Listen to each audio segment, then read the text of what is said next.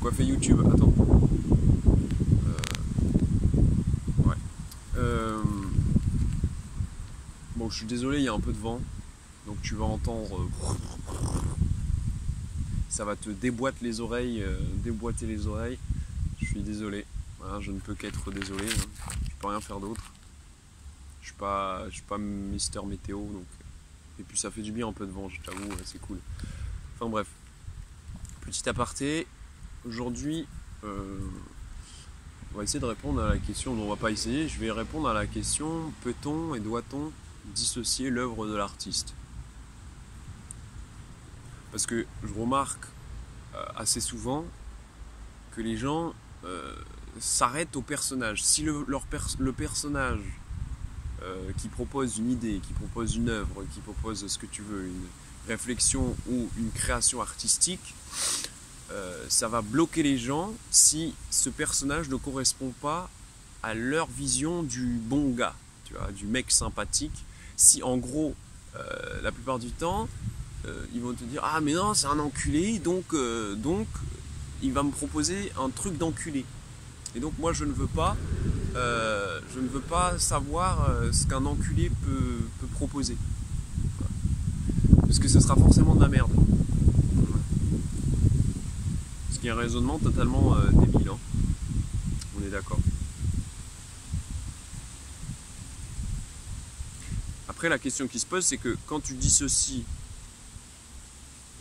l'œuvre de l'artiste, tu perds, que ce soit, comme je t'ai dit, œuvre intellectuelle hein, ou artistique. Hein, on dit artiste, mais c'est la phrase qui dit ça. Mais voilà, je te parle que ce soit un penseur, un philosophe, n'importe quoi. Hein. Je parle vraiment du personnage et de la création de ce personnage. Donc, quand tu dissocies, tu perds quand même une facette de l'œuvre et de la création, puisque le personnage, que ce soit artistiquement ou au niveau de la réflexion, il crée à partir de ce qu'il est lui-même, ce qu'il pense lui-même, ce qu'il a vécu, son expérience, sa philosophie, son idéologie et son parcours de vie en fait. Et donc en dissociant l'œuvre de l'artiste, tu perds une certaine facette de l'œuvre. En tout cas, tu n'accèdes pas à l'entièreté de la création, de la pensée. Voilà. Donc, du coup, comment tu fais? Comment je fais du coup pour accéder à une œuvre qui m'est à la base inaccessible parce que je me dis que celui qui l'a fait est odieux, est un sombre enculé ou tout ce que tu veux, ne me plaît pas. Voilà. L'humain qui a créé la chose ne me plaît pas. C'est compliqué, hein, c'est compliqué. En fait, j'ai remarqué, en fait, je l'ai fait. C'est ça qui est bien avec les vidéos, en fait, c'est que tu mets des mots sur des choses que tu fais naturellement sans vraiment t'en rendre compte. Et en fait, en mettant des mots dessus, tu conscientises, entre guillemets, tu intellectualises certains comportements. C'est super. Je m'en suis rendu compte il n'y a pas longtemps de ça. Enfin bref. Qu'est-ce que je voulais dire? J'ai digressé, putain. Je sais plus. Attends, je me reconcentre vite fait. Oui. Pour te parler de... En fait, moi, je dissocie l'œuvre de l'artiste. En partie. Je t'explique. Pour pouvoir y arriver,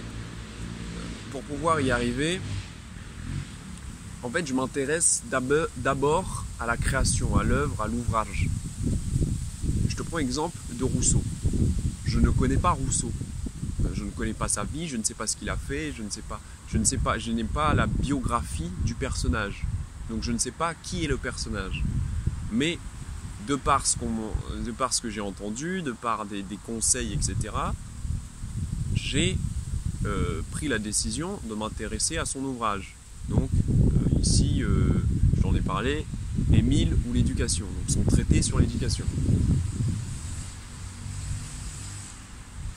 Mais ce qui est marrant, c'est que du coup, après je me suis intéressé, donc j'ai regardé 2-3 trucs sur Rousseau, et donc le mec a quand même abandonné ses 5 enfants et a décidé de faire un traité sur l'éducation.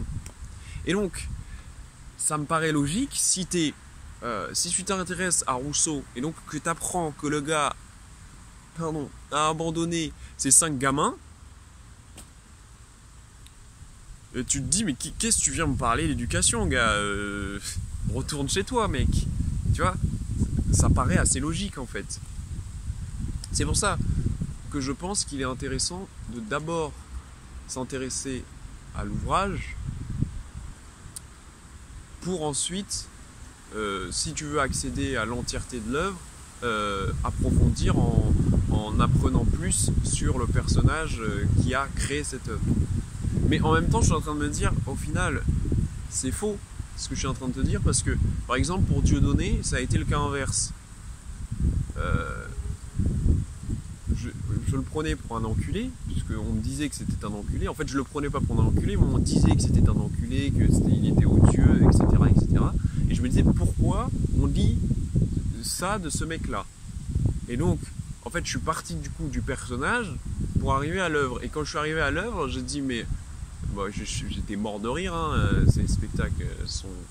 Certains de ces spectacles sont oufissimes. Enfin bref. Donc au final, c'est pas toujours vrai. Je pars pas toujours de l'ouvrage. Mais en tout cas, si tu as du mal à dissocier, en tout cas à t'intéresser à un gars que tu n'aimes pas profondément, c'est vrai que c'est compliqué d'après s'intéresser à l'œuvre.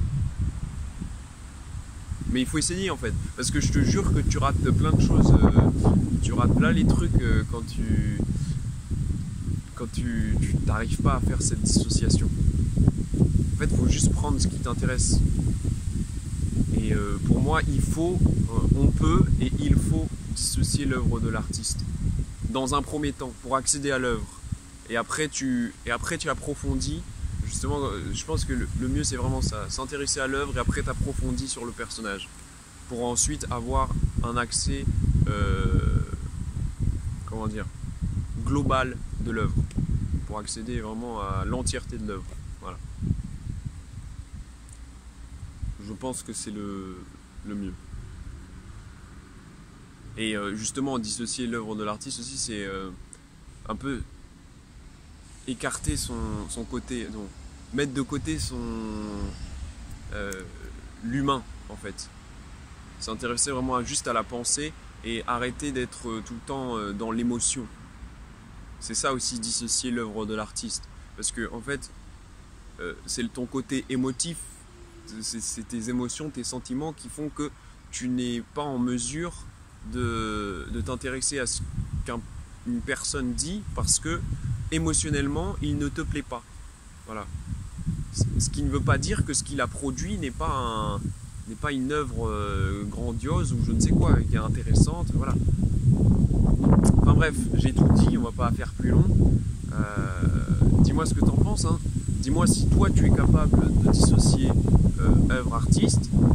Si tu n'en es pas capable, pourquoi? Et si tu n'es pas d'accord avec moi, encore une fois, pourquoi? Voilà.